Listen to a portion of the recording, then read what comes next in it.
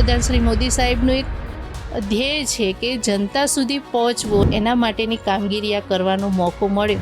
આજના અતિથિ અરવલ્લી અને સાબરકાંઠાના સાંસદ શોભનાબેન મહેન્દ્રસિંહ બારિયા છે. બેન, ગુજરાત ફર્સ્ટના સ્ટુડિયો ન્યૂઝમાં આપનું સ્વાગત છે. લાંબા સમય સુધી તમે પાયાનું શિક્ષણ આપી અને ભાવિ નાગરિકોને તૈયાર કરવાની કામગીરી પછી રાજનીતિના પાઠ શરૂ થયા અને દિલ્હી પહોંચ્યા. પહેલો પ્રશ્ન કયો પૂછ્યો હતો સંસદમાં? વિચારધારા મારી એવી હતી કે શિક્ષિકા તરીકે તો મેં શિક્ષણનો પ્રશ્ન પહેલો પૂછેલો કે અમારા અરવલ્લી જિલ્લામાં એક કેન્દ્રીય વિદ્યાલય મળી જાય અને કેન્દ્રીય વિદ્યાલય પણ અરવલ્લી જિલ્લાને મળી રહેશે.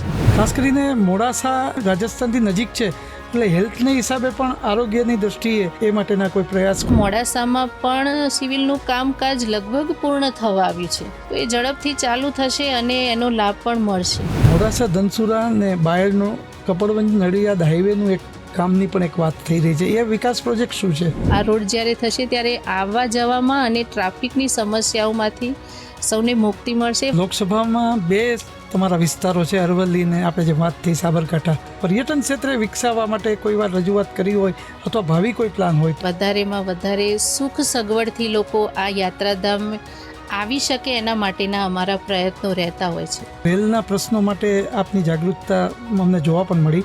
શામળાજીને સ્ટોપેજ મળ્યું એ મોટી વાત છે. વંદે ભારત આપણને એક આ જિલ્લામાં મળવી એ પણ આપણા માટે એક ભાગ્યની વાત કહેવાય. અને એ પણ શામળાજી અને એ પણ શામળાજીમાં.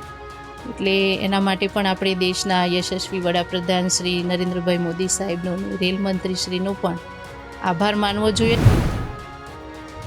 ગુજરાત ફર્સ્ટના અભિગમ સ્ટુડિયો એન્ડ વ્હીલ્સ અરવલ્લી જિલ્લામાં પહોંચ્યું છે અને આજના અતિથિ અરવલ્લી અને સાબરકાંઠાના સાંસદ શોભનાબેન મહેન્દ્રસિંહ બારિયા છે. બેન, ગુજરાત ફર્સ્ટના સ્ટુડિયો એન્ડ વ્હીલ્સમાં આપનું સ્વાગત છે. આભાર. તમારા વિશે પૂર્વ ભૂમિકા જ્યારે વાંચતો હતો ત્યારે અમે અત્યાર સુધી એક એવું એડિંગ જોવા મળતું અમને કે સરપંચથી સાંસદ, પણ તમે શિક્ષકથી સાંસદ થયા છો. શું આખી એ કેટલા વર્ષની આપની શિક્ષિકા તરીકેની કામગીરી, કયા કયા ગામોમાં, અને એમાંથી દિલ્હીની આ સંસદમાં એક આ બંને જિલ્લાનું પ્રતિનિધિત્વ ધરાવો છો, શું કહેશો? સૌ પ્રથમ તો મારો અભ્યાસ જે છે એ પ્રાઇમરી ધોરણે હું વિજયનગર તાલુકામાં મેં અભ્યાસ કર્યો હતો. ત્યાર પછી હિંમતનગરમાં મેં મારો અભ્યાસ પૂરો કરીને 10મા પછી મેં પીટીસી ઈડરમાં કરી હતી. અને પછી એક પ્રાઇમરી શિક્ષિકા તરીકે મને ખેડબ્રહ્મા તાલુકાના મટોડા ગામે નોકરી મળી હતી. ત્યાં 7 વર્ષ મેં નોકરી કરી અને ત્યાર પછી મારી બદલી પ્રાંતિજ તાલુકાના બાલિશના મુકામે થઈ હતી. ત્યાં લગભગ મેં 25 વર્ષ નોકરી કરી. એમ કુલ મેં 31 વર્ષ એક પ્રાથમિક શિક્ષિકા તરીકે નાના બાળકોને કે જે દેશનું ભાવિ ઘડતર છે, નાગરિક છે, એમનું ઘડતર કરવાનો મને મોકો મળ્યો હતો. અને માસૂમ બાળકો સાથે કામ કરવાનો મોકો મળ્યો. એમને આપણે જે પ્રમાણે જે રીતે એમને વાળીએ એ રીતે વળતા હોય છે. ને એમનામાં સંસ્કારોનું સિંચન કરવાનો જ્યારે મોકો મળ્યો ત્યારે મને ખૂબ આનંદ થયો, કેમ કે મારા પિતાજી પણ એક શિક્ષક હતા. એટલે એમણે પણ મને શિક્ષણ એ રીતે આપ્યું અને હું પણ શિક્ષણ આપીને આજે રાજનીતિમાં છું. તો એ આનંદ કંઈક જુદો જ છે. બેન, આપણે વાત કરી પ્રાથમિક શિક્ષક એટલે પાયાનું જ્ઞાન તમે આપ્યું છે. બેન, આ બંને જિલ્લાઓમાં થોડોક આદિવાસી બેલ્ટ પણ આવી રહ્યો છે. તેમના સંતાનો હવે ધીમે ધીમે અભ્યાસ તરફ વળ્યા હશે ને આપના વખતે પણ એ પ્રયાસો થયા હશે. એક શિક્ષિકા તરીકે આપે જે શ્રમિક વર્ગ હોય તો એના સંતાનો ભણવા હોય એ માટે આપના પ્રયાસો કેવા હતા એ સમયે? જ્યારે મટોડા હું હતી કે જ્યાં ટ્રાઇબલ એરિયા પણ છે, ત્યાં મેં 7 વર્ષ નોકરી કરી. તો ત્યાંના બાળકોમાં જે ભણવાની ઉત્સુકતા હતી એ મેં જોઈ હતી. અને તમામ શિક્ષક વર્ગ પણ એ રીતે મહેનત કરતો હતો કે આ બાળકો કોઈના કોઈ રીતે આગળ આવે. અને ત્યાર પછી જ્યારે બાલિશનામાં મેં નોકરી કરી ત્યારે પણ નાના બાળકોને ભણાવવાની સાથે સાથે એમના ભણતરમાં કઈ બાબતો અડચણરૂપ બને છે, એમને આગળ આવવા માટે કઈ બાબતો એમને નડે છે, એ જાણવાનો પણ મેં પ્રયત્ન કર્યો હતો. અને ત્યાં આગળ અમારે 1 થી 8 ધોરણ પછી બાળક જે 9-10 અભ્યાસ કરતો હતો, એ પણ એ જ ગામમાં હતું. તો એ બાળકો 10મા સુધી તો અમારી સાથે સંપર્કમાં હોય જ. એટલે એમને જે કંઈ મુશ્કેલી કે ભણવામાં કોઈ તકલીફ પડતી હોય તો પણ એ અમારી પાસે આવીને રજૂઆત કરતા હતા. તો અમે એમને એ રીતે પણ એમને પ્રોત્સાહિત કરીને કઈ રીતે, ખાસ કરીને દીકરીઓ કઈ રીતે ભણે, આગળ વધે, એવા મારા પ્રયત્નો વધારે રહેતા હતા. અને મને આનંદ એ વાતનો છે કે જ્યારે હું હાજરી પૂરવા બેસું ત્યારે વધારે સંખ્યા દીકરીઓની હોય ત્યારે મને આનંદ થાય. એટલે દીકરીઓની માતાઓને હું જ્યારે પણ આવે ત્યારે અવારનવાર એમને સૂચન કરતી કે આ દીકરીઓને તમે એમને જેટલું ભણવું હોય એટલું ભણવા દેજો, અને તમારે એમાં કંઈ મારા તરફથી કંઈ મદદ જોઈતી હોય કે હું કઈ રીતે તમારી મદદ કરી શકું તો તમારી આ દીકરીઓ આટલું આગળ ભણીને આવે, તો હું એ રીતે પણ એમને પ્રોત્સાહિત કરતી હતી. લાંબા સમય સુધી તમે પાયાનું શિક્ષણ આપી અને ભાવિ નાગરિકોને તૈયાર કરવાની કામગીરી પછી રાજનીતિના પાઠ શરૂ થયા અને દિલ્હી પહોંચ્યા. દિલ્હીમાં સંસદમાં આપની એન્ટ્રી, એ અનુભવ અને પ્રશ્નોત્તરી લોકો પૂછતા હોય, એમાં આ બંને જિલ્લાનું પ્રતિનિધિત્વ રહે, એ તૈયારી આપ કેટલા સમયમાં, પહેલો પ્રશ્ન કયો પૂછ્યો હતો સંસદમાં, આ બધું જ જાણવું છે ગુજરાત પ્રશ્ન એ દર્શકોને. મારી રાજનીતિની શરૂઆત આમ તો હું પ્રાથમિક શિક્ષિકા હતી, પણ અમારા ઘરમાં વાતાવરણ પહેલેથી પોલિટિક્સનું હતું.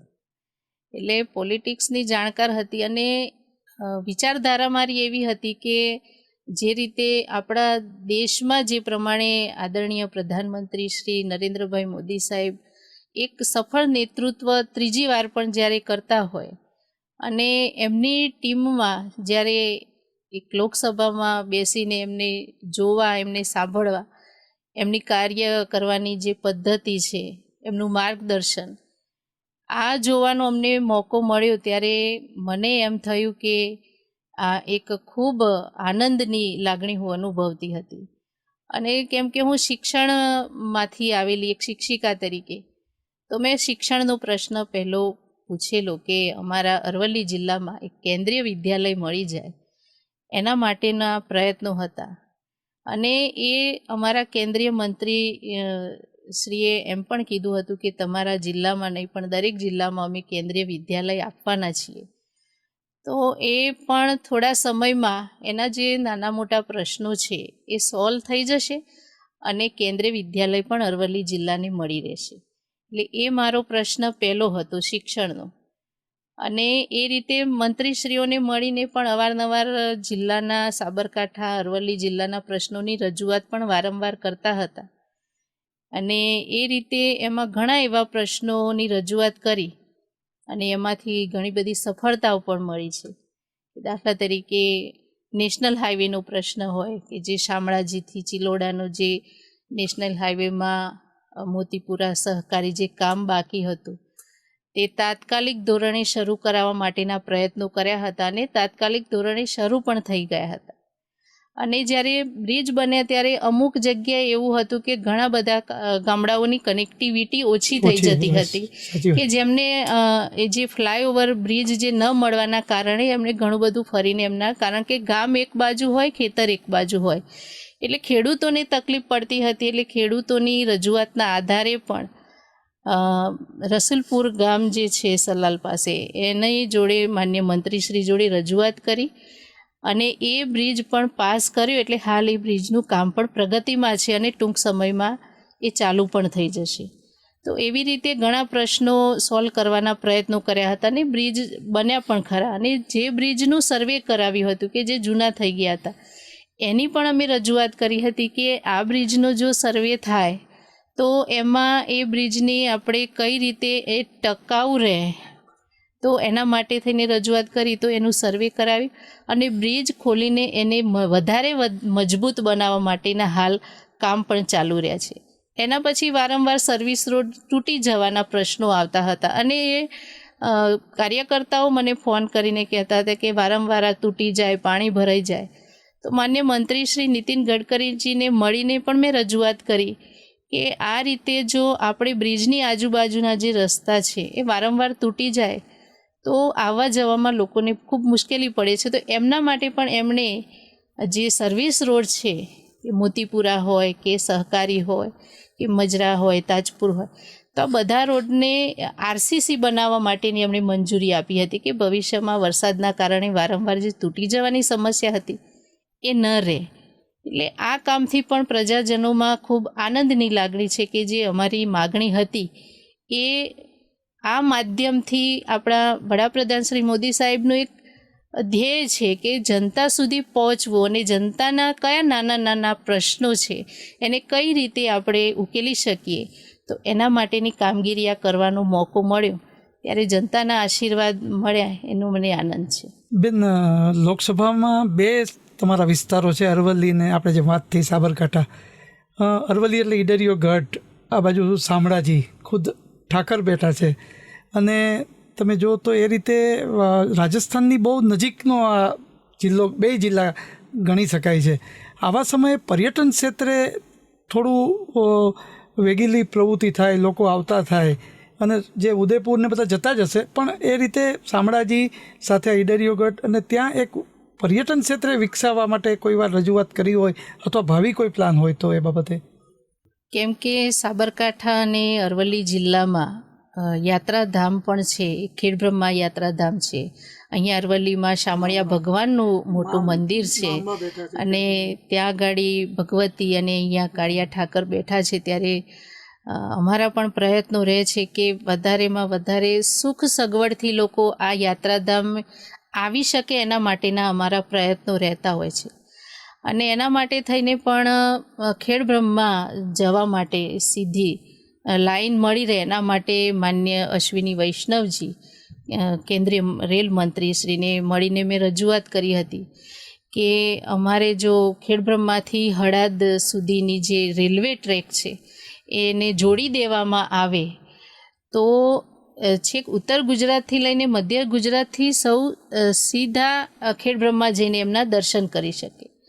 શામળાજીમાં પણ બાયપાસ બને છે, એના માટે પણ ગુજરાત સરકાર પણ કટિબદ્ધ છે પર્યાવરણના સ્થળો વિકસાવવા માટે અને યાત્રાધામ પણ વિકસાવવા માટે. તો ગુજરાત સરકારના માધ્યમથી પણ આવા યાત્રાધામોને પણ સારી નવા મંદિરો જે જૂના થઈ ગયા હતા એને રિનોવેટ કરીને કઈ રીતે એનો વિકાસ થાય એ રીતના પણ કાર્ય ગુજરાત સરકાર કરી રહી છે. અને શામળિયા ભગવાનના દર્શન કરવા માટે પણ લોકો આવતા હોય છે ને શ્રદ્ધાળુઓ અહીંયા કાર્તિક પૂનમનો જે મેળો 3 દિવસનો ભરાય છે એમાં ખૂબ મોટી સંખ્યામાં લોકો આવતા હોય છે ને પરંપરાગત રીતે એ લોકો ઉજવતા હોય છે. તો એના માટે પણ અમારી એવી પ્રયત્નો રહેશે કે શામળાજી પણ યાત્રાધામ તરીકે વધારેમાં વધારે વિકાસ પામે. અને હાલમાં પણ આપણે જે વંદે ભારત ટ્રેન છે કે ગુજરાતમાં 6 જગ્યાએ જ આપણને મળી છે, એમાં એક સાબરકાંઠા અને એક અરવલ્લી, 2 જગ્યાએ જ્યારે સાબરકાંઠામાં હિંમતનગરમાં સ્ટોપેજ મળ્યું ત્યારે મેં માન્ય મંત્રીજીને તરત જ બીજું એક કાગળ આપ્યો કે માન્ય મંત્રીશ્રી અમારે શામળાજી એક યાત્રાધામ છે અને અરવલ્લી જિલ્લામાં આવે છે, તો અરવલ્લી જિલ્લાને પણ વંદે ભારતનો લાભ મળે. તો માન્ય મંત્રીશ્રીએ 20 દિવસમાં એનું સર્વે કરાવી અને સ્ટોપેજ આપ્યું છે.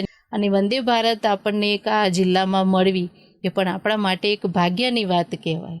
એટલે અને એ પણ શામળાજીમાં, એટલે એના માટે પણ આપણે દેશના યશસ્વી વડાપ્રધાન શ્રી નરેન્દ્રભાઈ મોદી સાહેબનો અને રેલ મંત્રીશ્રીનો પણ આભાર માનવો જોઈએ ને સૌ જનતા વતીથી પણ અમે એટલે અમે લોકો 2 દિવસથી છે તો બેન રેલના પ્રશ્નો માટે આપની જાગૃતતા અમને જોવા પણ મળી. થોડીક સંસદની સ્પીચ પણ અમે જોઈ આપની. રેલમંત્રી તરીકે અશ્વિની વૈષ્ણવ દ્વારા ઘણા પ્રશ્નો, આ બંને મત વિસ્તાર આપના લોકસભા બેઠકના છે, એ સિવાયના અન્ય રેલવેના પ્રશ્નો માટે કઈ કઈ રજૂઆત કરી હોય અને અત્યારે કાર્યવંત થાય અથવા ફળીભૂત થાય તેવી શક્યતા દેખાય? એ છે કે આપણે મુંબઈથી પણ આપણને અમદાવાદ, મુંબઈ પછી છેક દિલ્હી સુધી જવા મળે એના માટેની પણ માગણી છે. સાથે સાથે કાલુપુર રેલવે સ્ટેશનનું કામ પણ ચાલુ છે. માન્ય મંત્રીશ્રીને મળીને મેં રજૂઆત કરી હતી કે અમારા જિલ્લામાં અમને રેલવેનો લાભ ઓછો મળી રહ્યો છે, તો વધારેમાં વધારે વેપારીઓને પણ લાભ મળે, ડૉક્ટર્સને પણ લાભ મળે, યાત્રાળુઓને પણ લાભ મળે, એવા જો પ્રયત્નો થાય તો અમારો જિલ્લો પણ એક વિકાસની પંથ ઉપર આગળ વધે. તો માન્ય મંત્રીશ્રીએ કીધું હતું કે કાલુપુર રેલવે સ્ટેશનનું કામ જેવું પૂરું થશે તો આપના વિસ્તારમાં પણ તમે કહેશો એ પ્રમાણે અમે તમને સુવિધાઓ આપવા માટે અમે તૈયાર છીએ.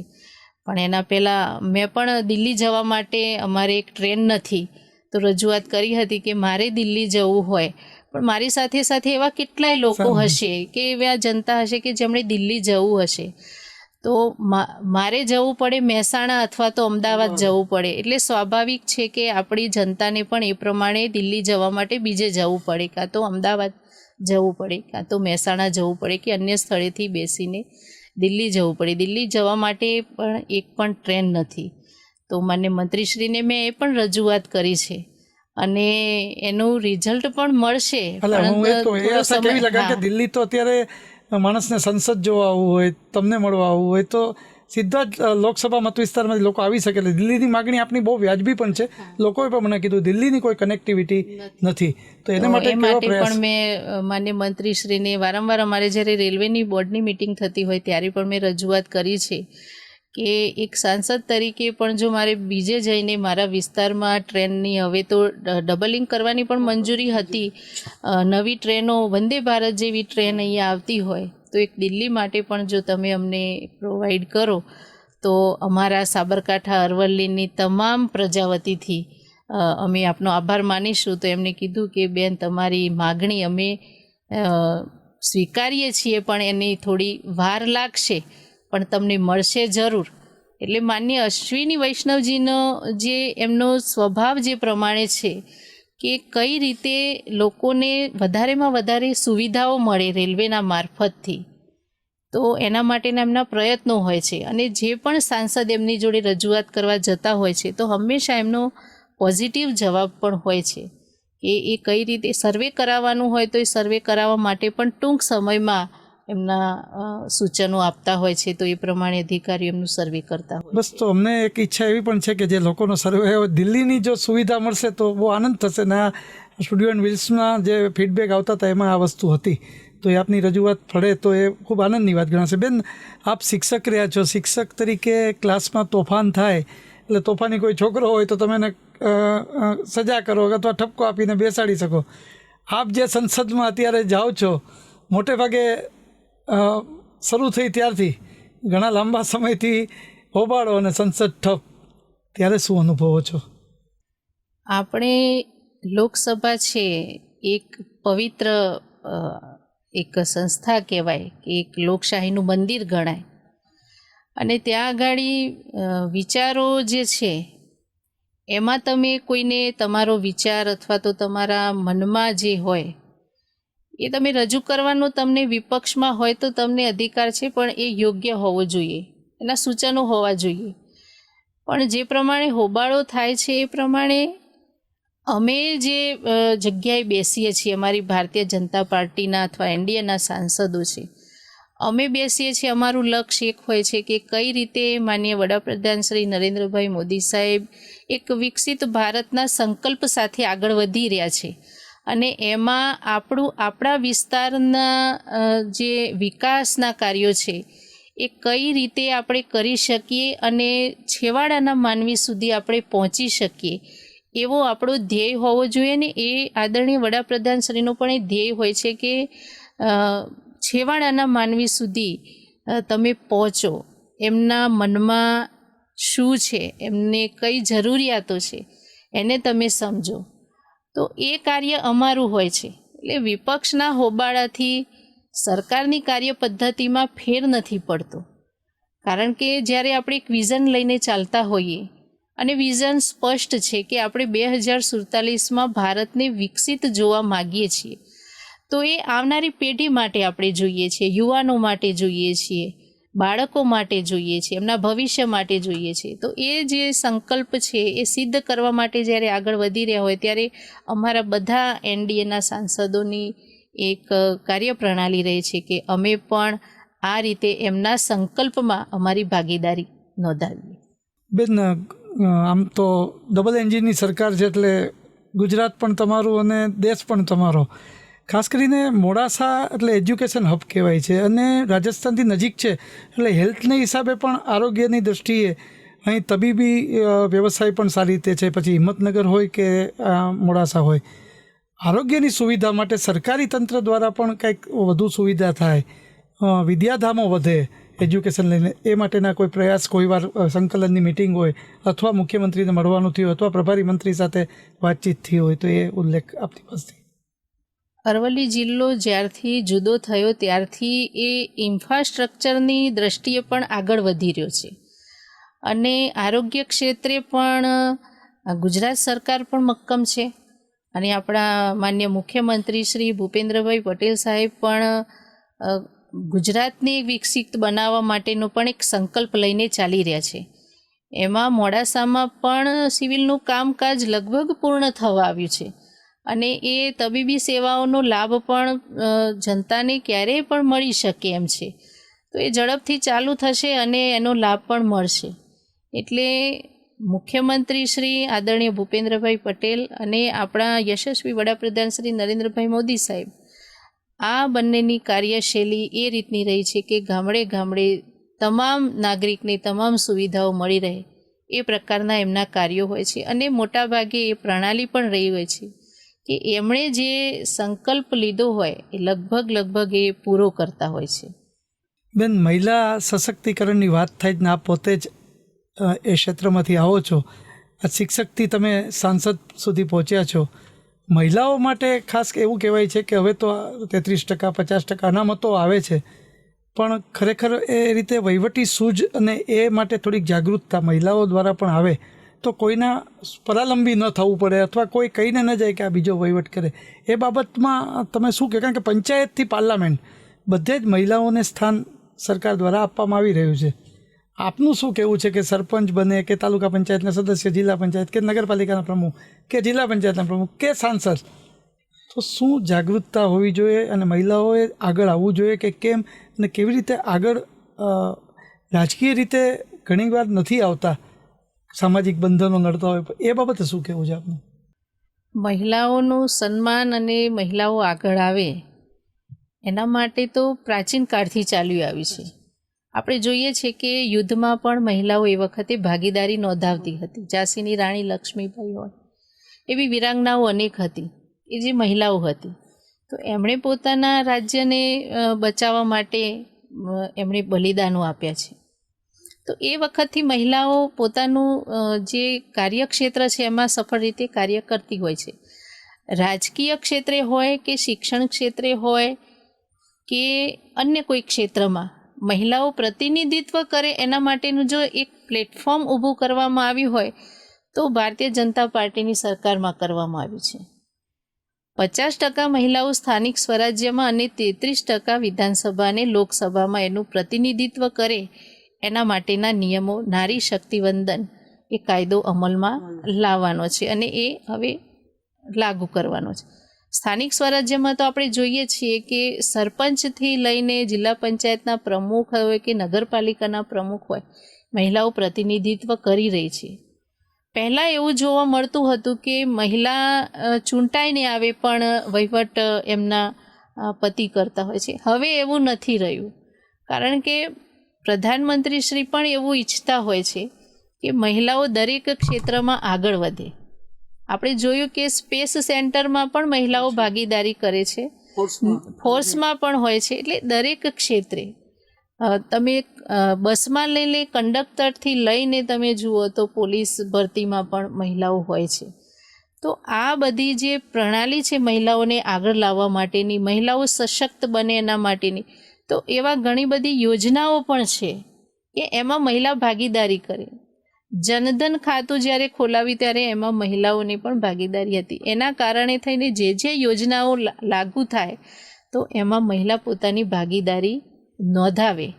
એટલે એ રીતે મહિલાઓ, અને મેં પણ જોયું છે કે મહિલાઓ અત્યારે આત્મનિર્ભર બનવા માટે પોતાની રીતે પણ પોતે નાના નાના ગૃહ ઉદ્યોગો ઊભા કરીને, એક જ્યારે સખી મેળો લાગતો હોય કે સખી મંડળ બનાવતા હોય તો એ પોતાના ઉદ્યોગો નાના નાના પોતાની પ્રોડક્ટ બનાવીને વેચીને પણ પોતાનું ગુજરાન ચાલે. એટલા માટે કે જો એ વર્ષે લાખ રૂપિયા કમાઈ શકે છે તો એને લખપતિ દીદી નો બિરુદ મળે છે, એ ડ્રોન દીદી પણ બને છે. એટલે કે એ ખેતી ક્ષેત્રે કિસાનમાં પણ એનો પોતાનો ફાળો નોંધાવે છે. એટલે દરેક ક્ષેત્રે મહિલાઓને પ્રતિનિધિત્વ હા, પણ મળે એ એવા મારી વાત એ કાર્યો જ હતી થાય છે. કે દરેક ક્ષેત્રે આગળ જ છે, પણ રાજકીય રીતે જ્યારે પદ મળ્યું છે ત્યારે થોડુંક એની એની જેને કહેવાય કે શીખ એ પાઠ પણ એમને શીખી લેવા જોઈએ, જેથી આ એક ઘણા સંજોગોમાં જે અહેવાલ ચમકે જે ન થાય એ બાબતે શું કરવું છે. રાજકીય રીતે જે પદ મળ્યું છે તો એમાં તો એ સક્ષમ થઈ શકશે, બહુ અઘરી વાત પણ નહીં, કારણ કે આ પદ ઉપર પહોંચ્યા છે તો એ પછી સરપંચ હોય કે જિલ્લા પંચાયતના પ્રમુખ હોય, પણ એમ કોઈના ઉપર શું કામ નિર્ભર, આત્મનિર્ભર બનીને કાર્ય કરી શકે કે એમાં કંઈ બહુ આપે અનુભવ્યું છે કે આપ એક વ્યવસાયમાંથી શિક્ષણમાંથી સીધા સાંસદ આવ્યા, એ અંગે શું કહેશો મહિલાઓ માટે? મહિલાઓ જ્યારે રાજકીય ક્ષેત્રે પ્રવેશી ચૂકી છે ત્યારે એમને આત્મનિર્ભર બનવા માટે, કારણ કે મહિલાઓના હાથમાં મેનેજમેન્ટ હોય છે, ઘર ચલાવવું હોય કે કોઈ કાર્યક્રમમાં જવું હોય તો મહિલાઓ બંને બખૂબી કરી શકતી હોય છે, પણ હજુ આપણે પોતાનું પ્રતિનિધિત્વ અથવા તો આપણું પરફોર્મન્સ કઈ રીતે સારું આપી શકીએ એના માટે વાંચન ખૂબ જરૂરી છે, અભ્યાસ ખૂબ જરૂરી છે. અને એ અભ્યાસ, એ નિયમો આપણે જાણતા હોઈએ ત્યારે આપણે કંઈક કરી શકીએ, એટલે અભ્યાસ ખૂબ જરૂરી છે. એ ક્ષેત્રમાં કઈ રીતે આપણે આગળ આવીએ એ ક્ષેત્રનું પણ આપણે વાંચન અથવા તો અભ્યાસ અથવા નિરીક્ષણ, કે આપણાથી કોઈ સારા પોલિટિશિયન હોય કે કોઈ નેતા હોય તો એમનું જે પરફોર્મન્સ કેવું છે, એ કઈ રીતે બોલે છે, એમના કયા મુદ્દા હોય છે, એ રીતે આપણે જો વાંચન કરી અને જોઈને પણ જો મહિલાઓ આગળ આવે તો એ ક્યાંય ના પાછી પડે રાજકારણમાં. મહિલાની જ વાત નીકળી તો બેન પૂછી લઉં કે આપ પણ એક પરિવાર લઈને બેઠા છો, સાંસદ થયા પછી તો આપનું કાર્યાલય હશે, કાર્યક્રમોમાં હશે, દિલ્હીમાં સંસદમાં હાજરી આપવી, આ બધાને બેલેન્સ કઈ રીતે કરો છો અને બધા જ પરિવાર તમને કેવો સાથ આપે છે? મારે અભ્યાસથી લઈને મારી રાજકીય કારકિર્દી સુધીમાં મને માતા પિતાનો તો ખૂબ સાથ મળ્યો, અને જ્યારેથી લગ્ન કરીને આવ્યા ત્યારથી મારા સાસરીવાળાનો પણ મને ખૂબ સપોર્ટ મળી રહ્યો છે. એટલે એમના સાથ સહકારથી આજે હું મારી ક્ષેત્રમાં વારંવાર જવાનું હોય છે. આમ જોવા જઈએ તો અમારે પણ એક પણ દિવસની રજા હોતી નથી એમ કહીએ તો પણ ચાલે, કારણ કે સતત પ્રોગ્રામ ચાલુ હોય, પાર્ટીના કાર્યક્રમ ચાલુ હોય, સરકારી કાર્યક્રમો ચાલુ હોય, એમાં હાજરી આપવાની હોય, તો અમારે સતત આ રીતે જવાનું હોય. પણ પરિવારનો એમાં સાથ સહકાર મને મળી રહે છે કે પહેલાં હું રાજનીતિમાં નહોતી, શિક્ષિકા તરીકે નોકરી કરતી હતી, ત્યારે પણ મારા પરિવારે કોઈ દિવસે મારા ઉપર એવો કોઈ નિયમ નથી બનાવ્યો કે તમારે આટલું તો કરવું જ પડશે પછી તમારું કામ કરો, એવો મારા માટે કોઈ નિયમ બનાવ્યો નહોતો.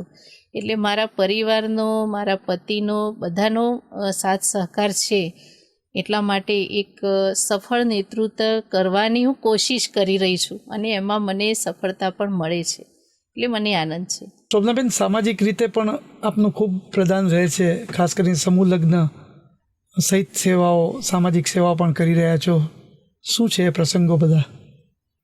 સામાજિક ક્ષેત્રે જ્યારે હું ચૂંટણી લડતી હતી ત્યારે અમુક સમૂહ લગ્નમાં અને અમારા સમાજના સમૂહ લગ્નમાં પણ જવાનું થયું હતું. ત્યારે મેં પણ વિચાર્યું હતું કે આપણને ભગવાને આટલો મોકો આપ્યો છે તો આપણે સમાજ માટે પણ કંઈક કરવું જોઈએ. તો બંને જિલ્લાની 122 દીકરીઓ કે જે ગરીબ મા બાપ હોય અથવા તો કોઈની મા ન હોય, કોઈના પિતાશ્રી ન હોય, એવી દીકરીઓના અમે 122 દીકરીઓના લગ્ન કર્યા હતા. એમાં આપણા દીવ દમણ અને દાદરા નગરના પ્રશાસક શ્રી પ્રફુલભાઈ પટેલ અને મુખ્યમંત્રી શ્રી ભૂપેન્દ્રભાઈ પટેલ સહિત તમામ આગેવાનો, ધારાસભ્યો ઉપસ્થિત રહ્યા હતા. અને એના બીજા દિવસે અમે આખા મંડપની સફાઈ કાર્યકર્તાઓને સાથે રાખીને પણ કરી હતી. અને એના પછી જ્યારે વર્ષ થયું અને રક્ષાબંધન આવ્યું ત્યારે એ 122 દીકરીઓને અમે સાડી રૂપે એક આશીર્વાદ આપવાનો પ્રયત્ન કર્યો હતો. એટલે એનાથી અમે એક સામાજિક રીતે પણ સૌની સાથે જોડાવાના પ્રયત્નો કર્યા હતા. બેન, એક મોડાસા ધનસુરા ને બાયડનો કપડવંજ નડિયાદ હાઈવેનું એક કામની પણ એક વાત થઈ રહી છે, એ વિકાસ પ્રોજેક્ટ શું છે? એ જ્યારે 6 લેન બનાવવા માટેનું અત્યારે ડીપીઆર બનવાનું એજન્સીને કામ પણ સોંપી દીધું છે. એ થશે એટલે છેક કઠલાલ કપડવંજ સુધી આ રોડ જ્યારે થશે ત્યારે આવવા જવામાં અને ટ્રાફિકની સમસ્યાઓમાંથી સૌને મુક્તિ મળશે. વારંવાર જે અકસ્માતો થતા હતા એમાંથી પણ લોકોને મુક્તિ મળશે. એટલે માન્ય નીતિન ગડકરીજીએ પણ આના માટે ખૂબ સારી એવી સરાહનીય કામગીરી, જે પણ નેશનલ ઓથોરિટી હોય અને નેશનલને લગતા જે પણ રોડ રસ્તા હોય એના માટે માન્ય મંત્રીશ્રીએ સતત, અને પોતે પણ જ્યારે અહીંયા હિંમતનગર આવીને પણ જ્યારે અમે વારંવાર રજૂઆત કરી હતી ત્યારે હિંમતનગર એ જગ્યાએ આવીને પણ જોયું હતું. બેન, આજે ગુજરાત ફર્સ્ટના સ્ટુડિયો એન્ડ વિલ્સના અતિથિ છો, ત્યારે લોકસભાના બંને સમાવિષ્ટ સાબરકાંઠા અને અરવલ્લી વિસ્તારના મતદારોને શું કહેશો? કારણ કે આ એક જાહેર આભારનો એક પ્લેટફોર્મ છે, એ સિવાયની શું ખાતરી આપશો? કારણ કે આપને તો જેને કહી શકાય કે સંસદમાં સતત રજૂઆત હું જોતો હોઉં છું કે રાષ્ટ્રભાષામાં આપની રજૂઆત પણ એક સરળ અને સારી રીતે હોય જ મત વિસ્તારની, પણ બંને વિસ્તારના મતદારોનો ને શું કહેશો?